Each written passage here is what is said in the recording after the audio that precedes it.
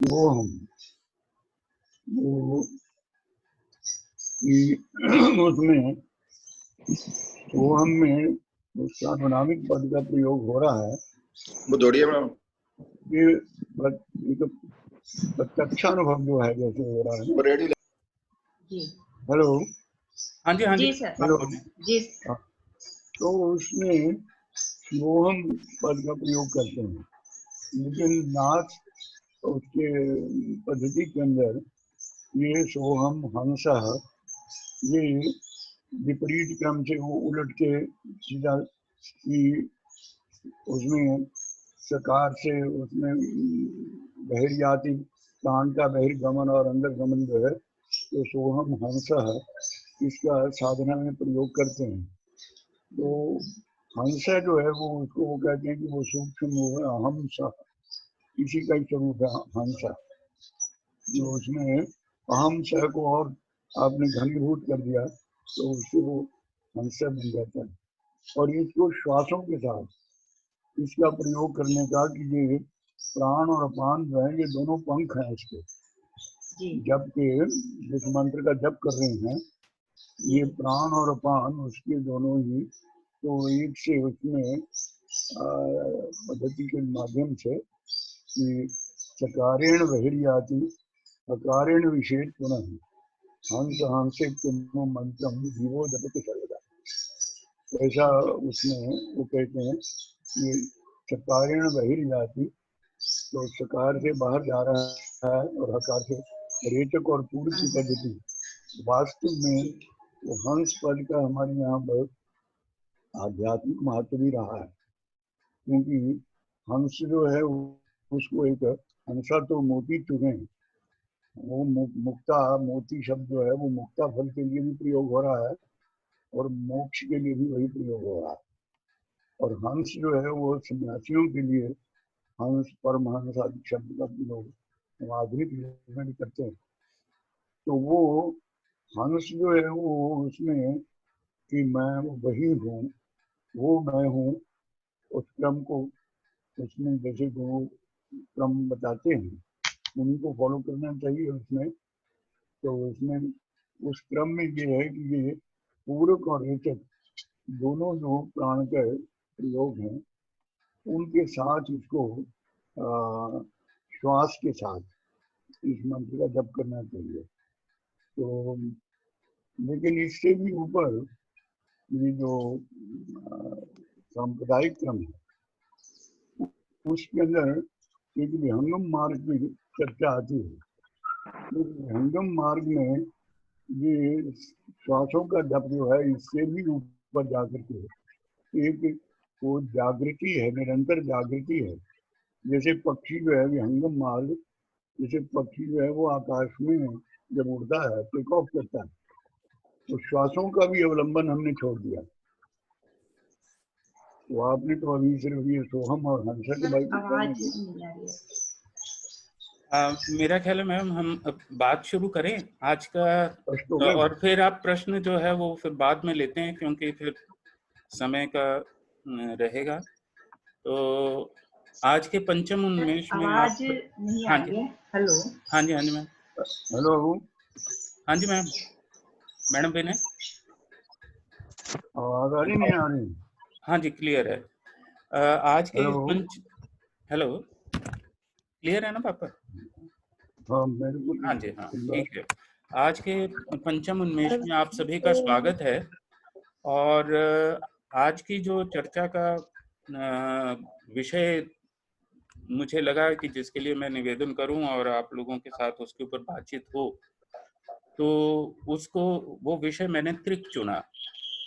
और त्रिक की चेतना क्या है? हालांकि त्रिक शब्द के कई अर्थ हो सकते हैं, लेकिन उसका परंपरागत अर्थ से लेकर के काश्मीर शैव दर्शन के लिए विशेष रूप से उसको जब प्रयोग किया गया तो केवल मात्र उसको पति पशु और पाश तक ही समझ लिया गया, लेकिन उससे वो चेतना स्पष्ट नहीं होती कि त्रिक चेतना से क्या अभिप्राय है। और ये शब्द बड़ा मुझे प्रभावित भी करता रहा है, बड़ा मिस्टिक सा ये शब्द रहा है। तो मुझे लगा कि इसी बात को थोड़ा सा आज और स्पष्ट करें और ये बात इसलिए भी मैं कह रहा हूँ क्योंकि जब तक हमें कश्मीर शैव दर्शन के इन शब्दावली से हमारा पूरी तरह परिचय नहीं होगा और स्पष्टीकरण नहीं होगा, तो वो हमें आगे के जो टेक्स्ट पढ़नी है उनमें उतनी सुविधा नहीं रहेगी। तो इसलिए इस त्रिक शब्द को, हालांकि बड़ा व्यापक सा शब्द है, वैदिक काल से लेकर के और कश्मीर शैविज्म तक, और इसकी इम्प्लीकेशंस बड़ी लंबी लंबी हैं कि काव्य में और साहित्य शास्त्र और दर्शन और बाकी माइथोलॉजी पुराण सब जगह ही। तो थोड़ा सा उसको आज हम संक्षेप में समझने की कोशिश करेंगे और उस पे आप अपनी बात रखें। और इसके साथ मैं ये बात आप लोगों से शेयर करना चाहता हूँ क्योंकि आजकल ये जूम के ऊपर बड़ी दिक्कत आ रही है, शिकायतें आ रही हैं और गवर्नमेंट ने अपनी एडवाइजरी भी जारी की है। तो कल का दिन हम इसको नहीं करेंगे ताकि मैं किसी और प्लेटफॉर्म को तब तक मैं ढूंढ लूँगा और वो आप लोगों को ग्रुप में जो है वो शेयर कर दूंगा। तो उसके लिए बस आप लोगों को निवेदन है कि आप जो है इसके साथ ग्रुप के साथ, जो ग्रुप इनवाइट है उसके साथ जुड़ जाइए, या आप व्हाट्सएप में जो ग्रुप है उसका नाम रिकमेंड कर दीजिए, नंबर दे दीजिए, तो मैं ताकि एक बार में ही वो सूचना भेज सकूंगा। तो मैं समझता हूं कि आज की आप बात शुरू करें और बीच में जब ये लॉग ऑफ होगा तो पुनः लॉग इन आप सभी को करना है 40 मिनट के बाद। और सही है ना? हाँ जी, आप शुरू करें बात पापा। त्रिक चेतना और त्रिक के संदर्भ में आज सर सभी को म्यूट कर दें आप। हाँ जी, हाँ जी। माने शक्ति संगत प्रकाश लहरी तनु शुद्ध संबित शिव पाया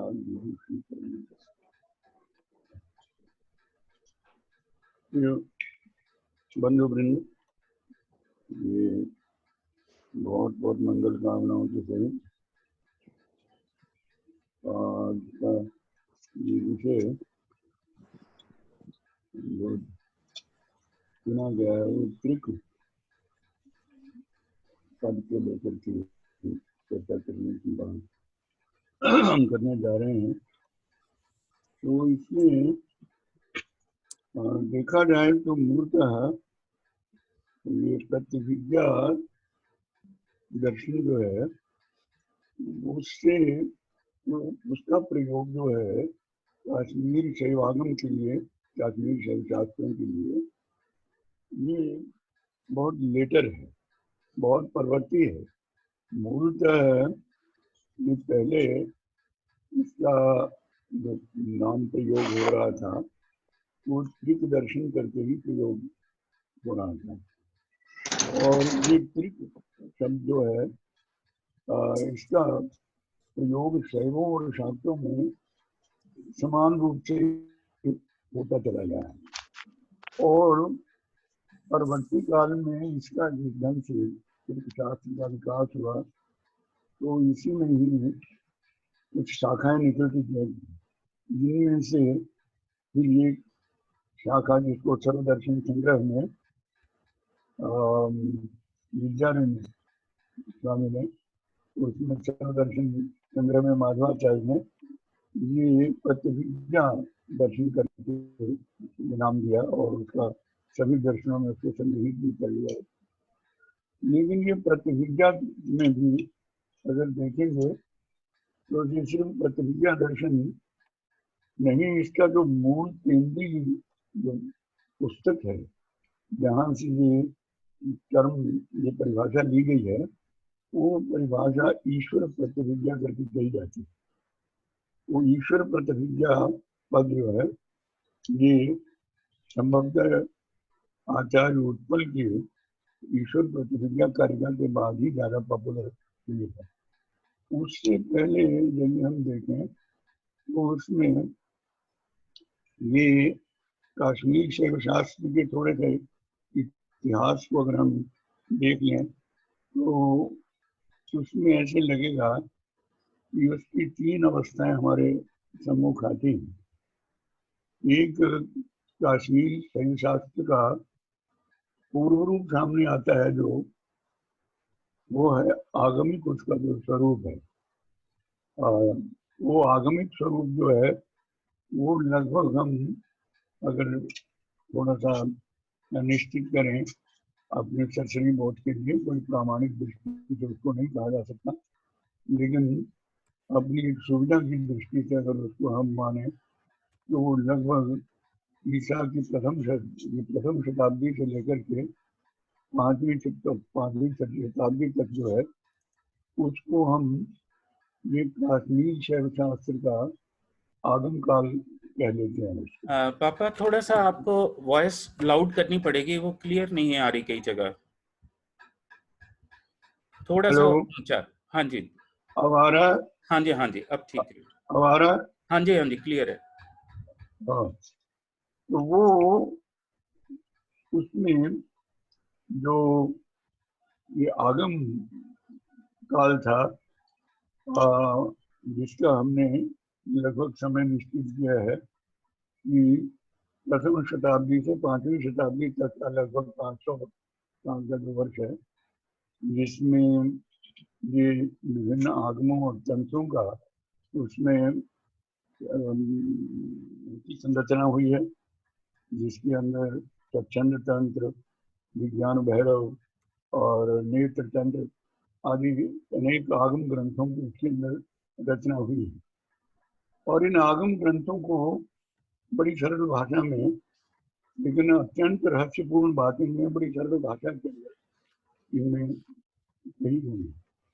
लेकिन फिर एक उसमें दूसरा एक पीरियड इसमें आता है कि ये जो आगमिक काल था, इस आगमिक काल के बाद एक दूसरा फिर आता है जिसको स्पंद काल कहते हैं, जिसे स्पंद शब्द का प्रयोग भी इसके लिए होता रहा, क्योंकि कश्मीर शैवागमों के बाद दूसरा जो सूत्र काल है, जिसमें वसुगुप्त के ये जो सूत्र हैं, शिव सूत्राणी, शिव सूत्र के ऊपर ये लगभग वार्तिक और इनका क्षेमराज का जो उसके ऊपर विवृत्ति है और वरदराज की भी उसके ऊपर विवृत्ति है, तो उसमें स्पंद सिद्धांत के रूप में इसका व्याख्या हुआ में ये स्पंद जो है वो शिव तत्व जो है वो सदैव गतिशील है। शिव तत्व जो है वो सदैव एक स्पंद उसके अंदर है, तो ये स्पंदात्मिका, उसके स्पंदात्मिका शक्ति को देखते हुए निरंतर शिव जो है वो एक ऐसी चेतना नहीं है जैसे हम आप कहें कि वो बिल्कुल एकदम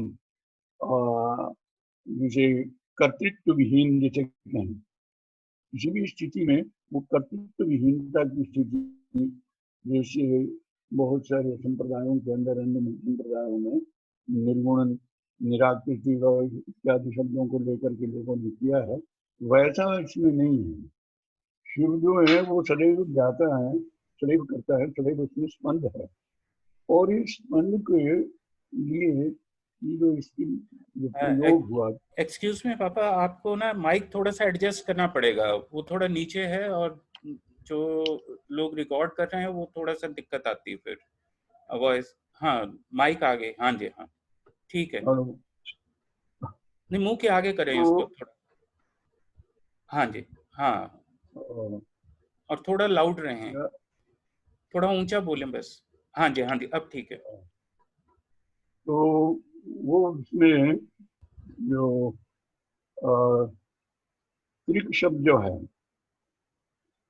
वो वास्तव में इस दर्शन के मूल में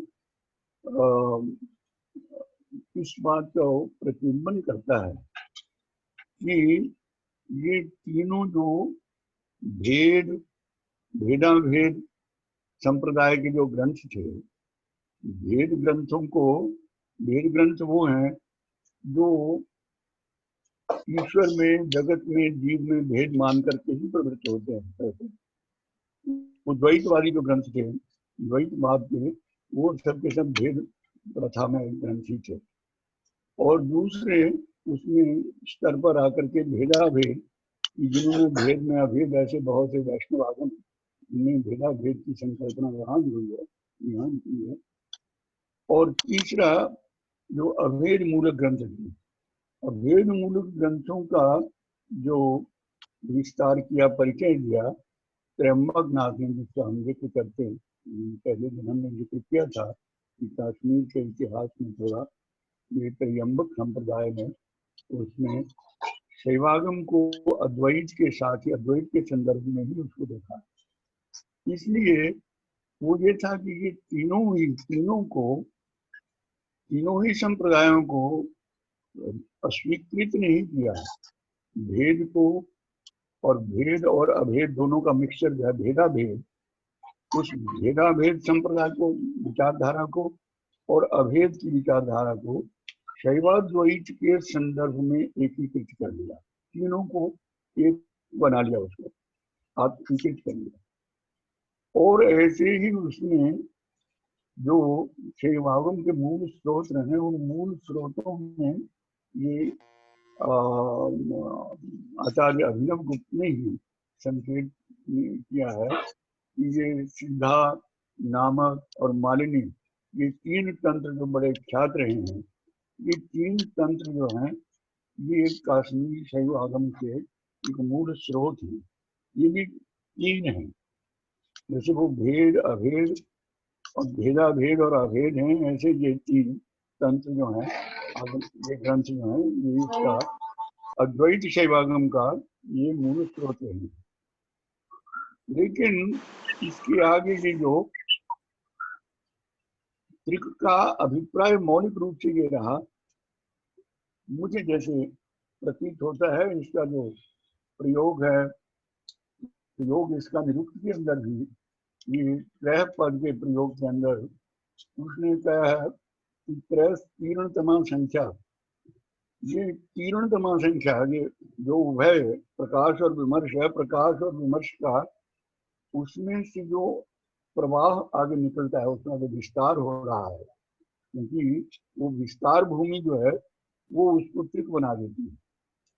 तो ये एक प्रकार से शब्द जो है बड़ा ही साभिप्राय शब्द रहा है, जिसके अंदर ये कहा कि तीन तरह के त्रिक हैं। एक पर त्रिक है, एक अपर त्रिक है, और फिर एक परापर त्रिक है। ये तीन त्रिकों का उन्होंने कहा कि जो पर त्रिक है वो क्या है, तो पर त्रिक कहा है कि शिव और शक्ति, और दोनों का जो संघट्ट है, संघट्ट शब्द ये आपको काश्मीरी शैव शास्त्र में ही विशेष रूप से मिलेगा। तो ये जो प्रयोग करते हैं, तो ये टर्म एक बड़ी महत्वपूर्ण है। संघट्ट के अंदर होता है कि यहाँ पर उभय और सामरस्य दोनों का जो संघट्ट है, संघट्ट, ये बातुलनाथ सूत्र में संभवतः इसका शुरू में जिक्र किया है, संघट्ट घट्टन बलोदित निर्विकारम। तो संघट्ट घट्टन बलोदित निर्विकारम, ये जो शिव और शक्ति का जो संघट्ट है आपस में, इसमें उभयात्मकता होती हुई, उभयात्मकता प्रदर्शित होती है, मैनिफेस्ट होती है। लेकिन उभयात्मकता वैसे नहीं है कि जैसे हम बाहर के दो पदार्थों का मिक्सचर कर दिया है, ये संयोग है या समवाय संबंध है, इस प्रकार का नहीं संघट्ट है। तो ये संघट्ट जो था, ये पर त्रिक जो है वो क्या है, शिव और शक्ति और उन दोनों का संघट्ट, ये त्रिक एक त्रिक बन गया। इस त्रिक को कहते हैं, ये पर त्रिक है, जिसमें परम योगी जो है शैव शास्त्र के, वो परम योगी इसी त्रिक का अनुशीलन करते हैं, इसी की उपासना करते हैं। दूसरा त्रिक है अपर त्रिक, जिसका वो जिक्र करते हैं इसमें नर शक्ति शिवात्मकम, कि ये शिव शक्ति और ये प्रमाता जो है, शिव शक्ति नरात्मकम त्रिकम, शिव शक्ति और नर, इसमें थोड़ा सा एक व्यावहारिकता का ज्यादा आ रहा है, एक अनुभव की पराकाष्ठा पर जा रहा है पर त्रिक जो है, और दूसरा त्रिक जो है वो व्यवहार में आ रहा है, और इसके बीच में एक परापर त्रिक की कल्पना भी की है, जो शक्तियों का त्रिक है, इच्छा ज्ञान और क्रिया, शक्तियों का जो त्रिक है उसको भी इन्होंने। तो 3 त्रिक जो है वो एक प्रकार से 9 संख्या बन जाती है। और इन त्रिकों में ने जो इस त्रिक का मूल क्या है, वो अद्वैत ही उसका मूल है। अद्वैत ही अपने आप को ये संख्यावाचक ना होकर के, ये केवल मात्र ऐसे कि जैसे हम 1 2 3 ऐसे कर लें, ये अभिव्यक्ति सूचक, वो जो जैसे तीर्णतमा संख्या कहा कि वो जिस स्थिति में है उसमें वो एक उससे पार जाना चाहते हैं।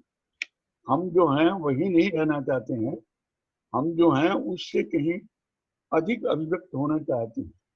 जो मौलिक रूप में एक मुझे ध्यान आ रहा है कि वो ये सावित्री, श्री अरविंद की सावित्री में मुझे इसका कुछ स्पष्ट रूप मिलता है, जहाँ वो कहते हैं कि लव, प्रेम जिसको हम कहते हैं, दैट वाज वंस, वो एक समय था एनिमल्स डिजायर, वो एक पशु प्रवृत्ति के रूप में ही प्रेम जो था वो विद्यमान था।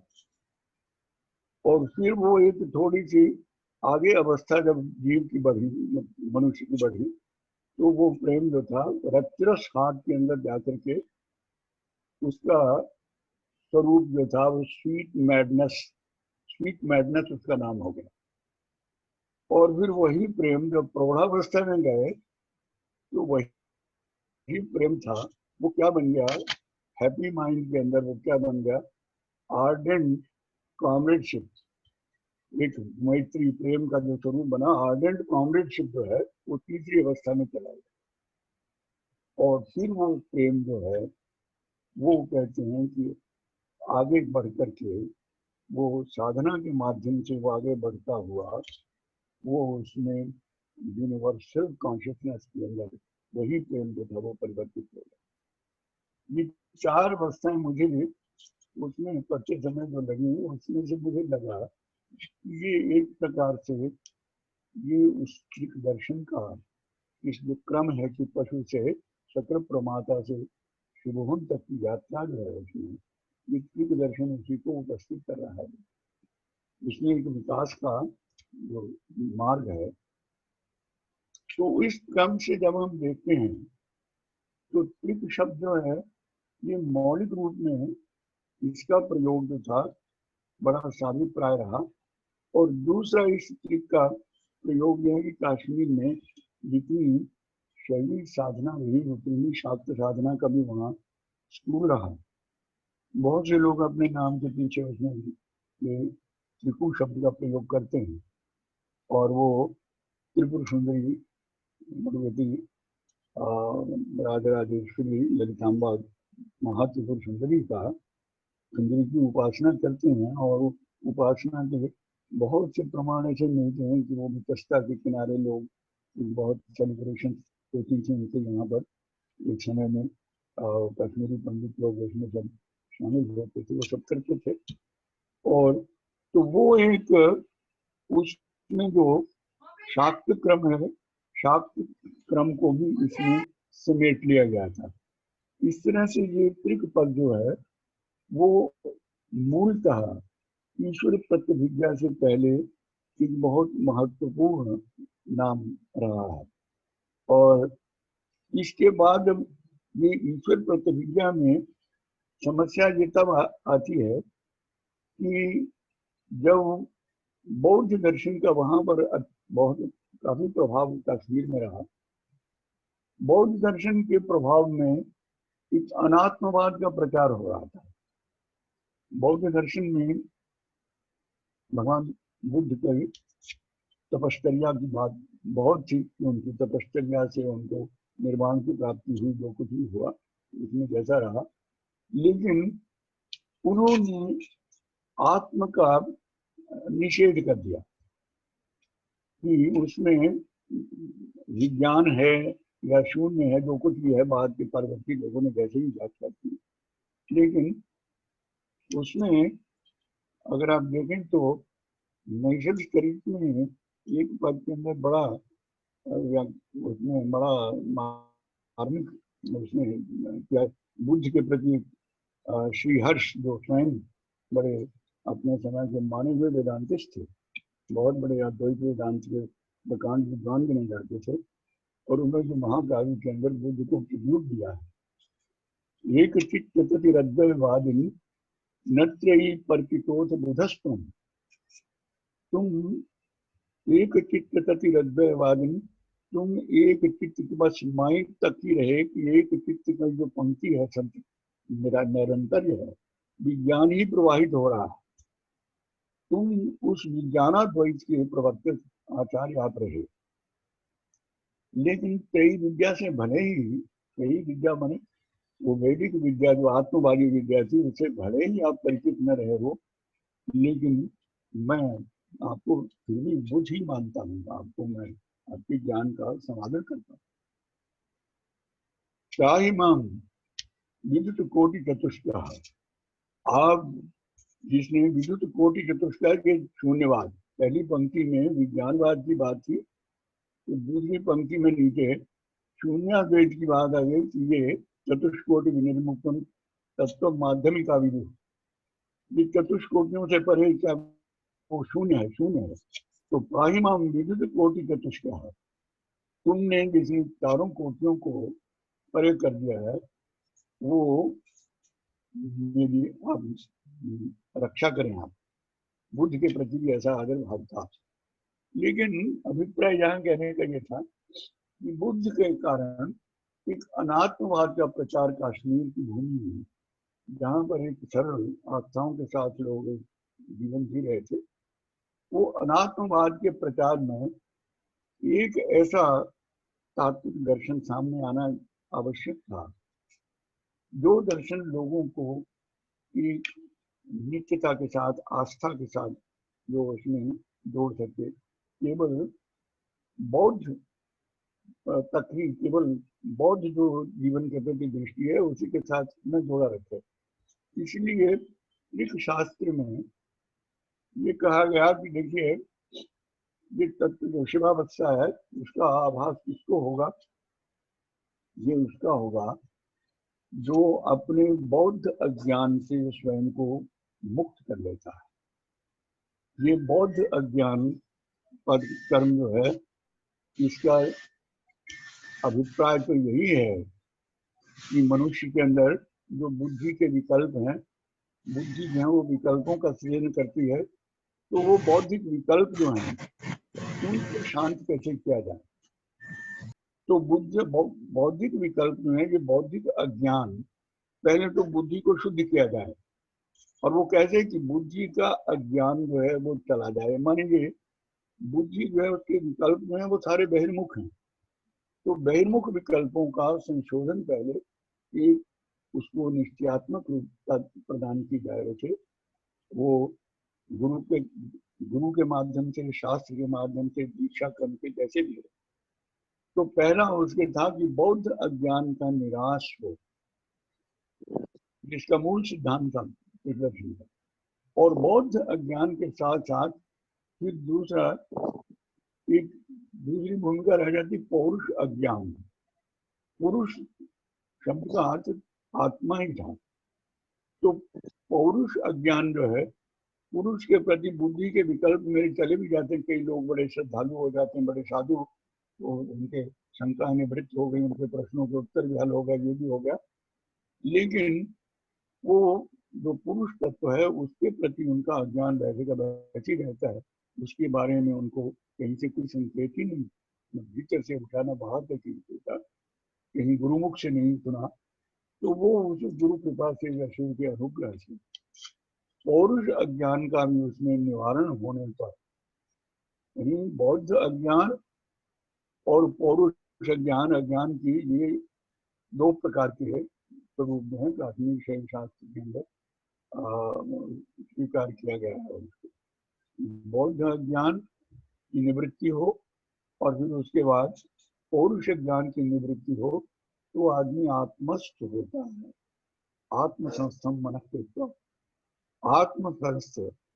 तो ये अनात्मवादी उसमें कश्मीर के अंदर उस समय जो बहुत अधिक प्रचार विशेष करके कनिष्क के काल में नागार्जुन का वहाँ बहुत प्रभाव रहा। कहते हैं इतिहास के कुछ लोग ऐसा कहते हैं कि नागार्जुन तो ये विशेष रूप से शून्यवाद के ही प्रवर्तक थे और बड़े उसमें तार्किक भी थे। तो उस तार्किक जीवन के अंदर जो नॉर्मली सामान्य लोगों के उसमें से भीतर उतरता नहीं है तर्क, वो केवल मात्र एक बौद्धिक तर्क के कारण आपके ऊपर आपके तर्कों को सुन करके आम लोगों की श्रद्धा तो हो सकती है, लेकिन श्रद्धा के साथ उसके हृदय से स्वीकृति हो, ऐसा नहीं हो पाता है। हम कहते हैं कि नहीं बहुत महान हैं, जो महात्मा है, साधु हैं, संत हैं, ये हैं। कल कुछ एक संकेत सुरेंद्र मोहन जी क्या था कि ये अच्छा होता कि ये भारत से बाहर चाइना वगैरह की तरफ जब बुद्धिज्म गया तो बुद्धिज्म तो गया उसमें, लेकिन उसके साथ वो अद्वैत जो था वो उसमें नहीं गया, और अद्वैत के ना जाने के कारण वहाँ पर बुद्धिज्म का जो स्वरूप रहा वो कैसी कैसी उसमें विकृति में चला गया था। इसलिए एक ये विशेष रूप से जो वहाँ पर कश्मीर में उस समय ये दो परिवार हैं विशेष रूप से।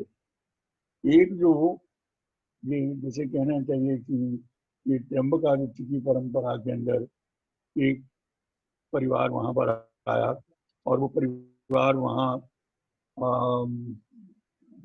जो इतिहास क्रम है उसमें कहते हैं कि भगवान शिव ने श्रीकंठ का रूप धारण करके और फिर वहाँ पर दुर्वासा मुनि को ये कहा कि आप ये जो सब विद्याएं हैं जो लोग के लिए हितकर है, ऐसे दर्शन का तुम्हें प्रसार करना चाहिए।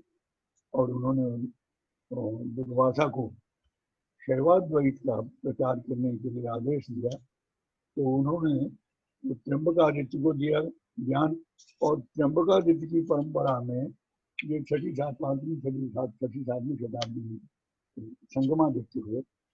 तो एक परिवार कश्मीर में आकर के वो हुआ, और दूसरा लगभग ये 8वीं शताब्दी के मध्य में ये ललितादित्य के समय में एक परिवार यहाँ से ये अत्रिगुप्त परिवार, जिसमें बाद में अभिनव गुप्त के आधार सबसे मुखर बने।